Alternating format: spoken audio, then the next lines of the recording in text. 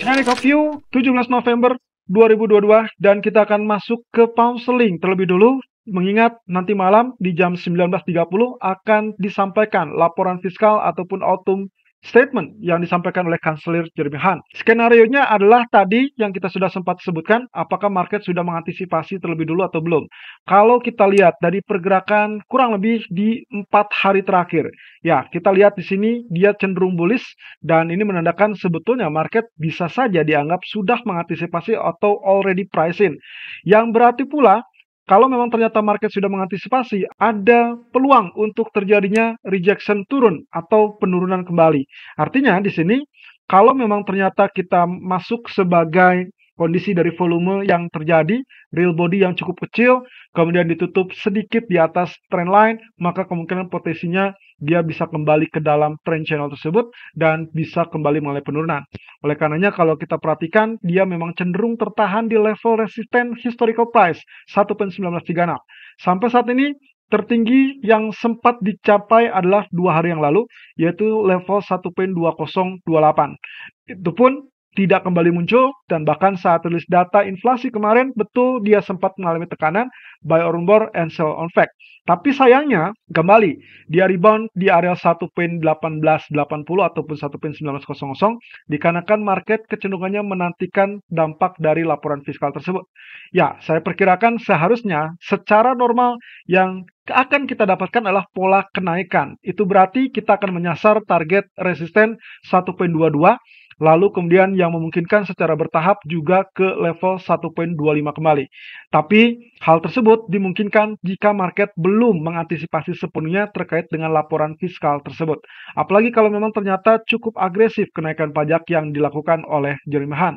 Nah, terkait hal tersebut juga kalau misalkan ternyata dampaknya adalah rejection, maka penurunan diperkirakan bisa saja menyambangi kembali level 1.1760. So, antara 1.22 atau ke level 1.17. Itu yang kemungkinan potensinya akan kita lihat. Namun demikian kalau kita perhatikan dari grafik H4-nya, ya kecenderungannya penurunan masih tetap akan ada dan kita bisa sesuaikan Fibonacci retracement yang ada, tarik dari titik bottom kemudian sampai titik tertinggi kemarin. Anda akan dapatkan pola kenaikannya dengan Fibonacci retracement 0% berada di 1.2027. Kemudian, cara yang lain adalah Anda menggunakan trend line. Dari sini kita akan melihat potensi pergerakan yang cenderung bisa saja terjadi penurunan lebih dulu dengan alasan bahwa dia sudah mengantisipasi atau mungkin saja terjadi antisipasi sebelum pengumuman atau sebagai dampak penguatan dolar seperti yang terlihat sampai saat ini, maka kemudian di level 50% ataupun di level 38.2% kita bisa dapatkan pola rebound ataupun kenaikan. Karena secara laporan fiskal seharusnya dampaknya adalah positif untuk pound sterling. Tapi tadi kalau memang ternyata sudah diantisipasi, maka yang diharapkan kenaikan sudah lebih dulu lebih tinggi, kemudian dia terjadi reversal turun. Nah, mana yang akan kita lakukan? Kemungkinan yang saya akan ambil adalah strategi yang pertama, di mana retest area support sangat diperlukan, mungkin sampai 1.1770-an atau bahkan lebih rendah lagi di 1.1696. Namun, di area ini kita tidak harapkan penembusan sehingga nantinya bisa terjadi kenaikan. Tapi hal ini pun tetap harus dengan menggunakan stop loss karena risiko penurunan akan bisa berlanjut jika ternyata trendline ditembus atau bahkan tembus 61.8%. Itu sebabnya untuk strategi untuk hari ini pound sterling saya rasa cukup wajar jika kita menantikan area buy di 1.1700 untuk juga mengisyaratkan atau menunggu konfirmasi yang sangat jelas dari RSI untuk mengalami penurunan terlebih dulu. Lalu kemudian target pertama di 1.1780 dengan target kedua 1840. Antisipasi saya stop loss digunakan di 1.1640 untuk mengantisipasi sekaligus juga memungkinkan untuk saya switch strategi menjadi sell jika memang trendline ditembus atau bahkan support dari 61.8% ditembus. Kemudian jika kita lihat dari crude oil, sayangnya ternyata pergerakan kecenderungannya masih tetap dalam jangkauan penurunan. So, kita abaikan strategi dari double bottom kemarin, lalu kemudian kita tarik arealnya seperti demikian. Yang kita akan dapatkan adalah sangat jelas adanya rejection ataupun penolakan. Penolakan yang dimaksud Anda bisa lihat di sini, dia cenderung tertahan kembali, bahkan terakhir naik 87 pun dia kecenderungannya tertahan. Jadi kita bisa anggap ini adalah rejection dan sekarang bahkan kalau kita sesuaikan maka yang kita gunakan adalah bottom yang pertama. Ini adalah 84.69 dan kemarin sempat kita sebutkan kalau ternyata dia turun di bawah 84.69 itu artinya dia akan cenderung mengalami penurunan. Nah, dengan demikian pula yang sangat nampak terlihat di sini adalah pola yang kita sebut sebagai bearish atau declining triangle atau sering juga disebut sebagai descending triangle. Jika memang ini yang terbentuk, maka target untuk ke level 81 atau 82 sangat memungkinkan untuk terwujud, teman-teman. Jadi kita anggap descending triangle atau declining triangle akan menghantarkan crude oil menjangkau kembali atau retest kembali ke level 82 atau bahkan 81 atau bahkan jauh lebih rendah.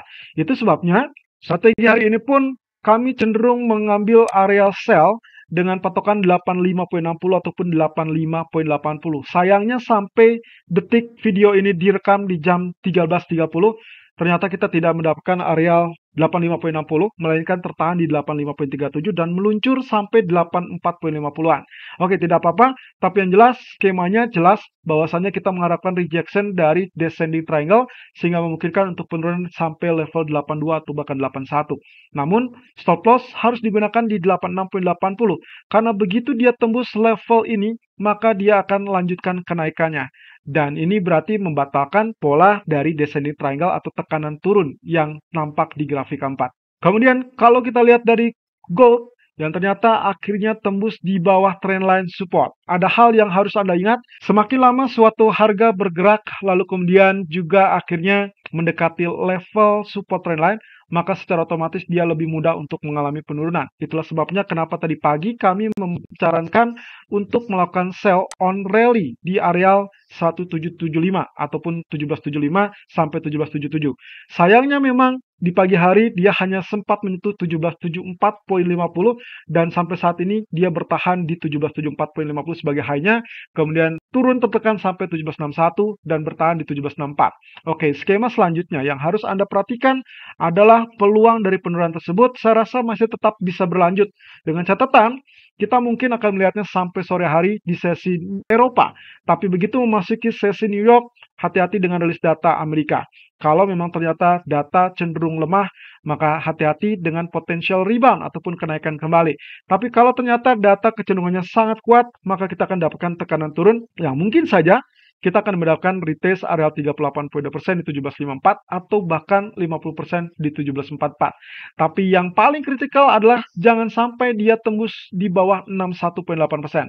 Karena ini gunanya untuk mengantisipasi kalau memang ternyata kita menginginkan Elliott Wave tetap muncul. Itu tandanya di grafik H4 seperti yang sempat kita share di live streaming sampai video kemarin, H4 kecenderungannya kita memang menantikan wave keempat. Di mana wave keempat baru saja atau mungkin saja sedang terjadi, teman-teman. Setelah sebelumnya, kalau misalkan kita perhatikan pola normalnya seperti ini, namun ternyata kejadiannya kurang lebih dia setelah wave 3 atau dia berkirakan wave 3, dia masih tetap naik sampai 1786. Itu berarti skema yang kita amati adalah pola yang ini. Di mana pola tersebut berarti mengisyaratkan bahwa yang terjadi sekarang atau saat ini adalah ini 1, 2, 3, 4, dan 5. Dan berarti ini sedang terjadi penurunan sebagai wave 4 dari major trend. Sementara 1, 2, 3, 4, 5 sebelumnya inilah subwave dari major trend wave 3. Itu berarti pula kalau kita rangkaikan dengan areal ini, kita sekarang sedang berada di pola ini. Nah, inilah yang diharapkan supaya nantinya memunculkan untuk pola penurunan 38.2% dari wave ketiga. Oke, berarti dengan demikian yang kita harus ukur atau yang kita harus tunggu adalah wave keempat berada di 38.2% dan itu berarti kurang lebih berada di 17.39. Berarti match dengan apa yang kita lihat dari grafik H1 tadi, di mana harga sebaiknya tidak muncul atau tidak turun di bawah 61.8% 1735. Dengan kata lain, sangat ringkas adalah jangan sampai turun di bawah 1735 untuk tetap menjaga peluang kenaikan atau uptrend sebagai Elliott Wave. Tapi kalau terjadi penurunan, maka Elliott Wave tersebut gagal total. Nah, untuk Anda yang menantikan level buy, saya lebih menyarankan untuk menantikan level setidaknya 1750-an atau mungkin 1739. Ya, itu jauh lebih aman Tapi kalau misalkan untuk zona sell, untuk saat ini saya rasa masih tetap dalam zona sell. Jadi asumsi saya, kalaupun misalkan kita asumsikan inilah wave A, B, lalu kemudian C, maka kemungkinan kita masih akan dapatkan pola penurunan persis dengan pola yang kita lihat di sini. Ini adalah A, dan ini adalah B, dan akhirnya kita dapatkan pola C, langsung kemudian diasumsikan sebagai wave keempat major ataupun utama. Jadi untuk hari ini potensi untuk suggestion kita masih tetap pertahankan zona sell kita, lalu kemudian dengan target 1763, tapi kemudian nanti kita harapkan ada kenaikan, mungkin saja kenaikan tersebut agak relatif tipis, ya kita perkirakan mungkin kenaikan ke level 1772 kembali atau retest kembali level 1772, kemudian untuk mengalami penurunan. Tapi dengan catatan, kalau ternyata dia tembus 1786, itulah tanda-tanda bahwa kita sedang menyaksikan tren naik kelanjutan, yaitu terkait dengan Elliott wave ke-5. Selalu gunakan stop loss dan risk management sesuai dengan equity dan strategi trading Anda. Irfan untuk Agrodana.